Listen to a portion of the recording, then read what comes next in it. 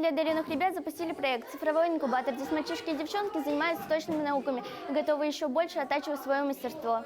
Это уникальный пилотный проект, не имеющий аналогов в Башкортостане. Чтобы оказаться здесь, ребята проходили строгий отбор. И теперь здесь занимаются интенсивным развитием интеллекта по разным направлениям. Мы застали их за занятием экономикой. Мальчишки и девчонки науку проходят не в теории, а на практике. Представляю, что они владельцы акций мировых компаний.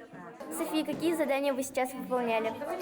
Сейчас мы разделились по командам и играем в игру, чтобы научиться правильно распределять свои доходы и распоряжаться деньгами. Сейчас у нас есть 3 различные акции, которые имеют свою стоимость и дивиденды. Мы можем положить какую-то сумму своих денег в банк, они будут увеличиваться, и мы будем смотреть, как это все будет развиваться во времени.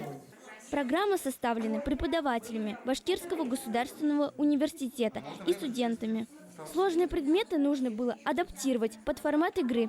И кажется, им это успешно удалось. Кстати, учеба проходит в стенах университета. По-моему, очень круто. Можно ощутить себя студентом. В один день проходит 4 занятия. Каждый из них длится 1 академический час. Я видела, что вы заняли 2 место. Почему не 1? Потому что мы больше вкладывали к акциям «Газпрома» и золота. Но в связи с пандемией акции аптеки стали больше зарабатывать. Как тебе понадобится навык инвестирования в жизни? Ну, наверное, я в будущем буду покупать разные акции на торговом рынке и перепродавать их. И у меня сейчас есть мини-бизнес, я продаю лимонад, также другие разные продукты тоже продают.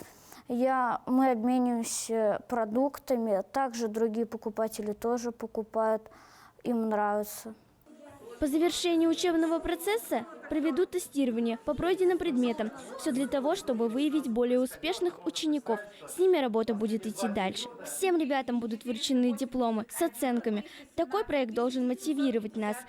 В результате серьезного отбора были выявлены самые достойные ребята. И теперь они здесь совершенствуются в науке и готовы достигать еще больших вершин. Алла Ахмадеева, Ильнар Бигбов, специально для Горы новостей.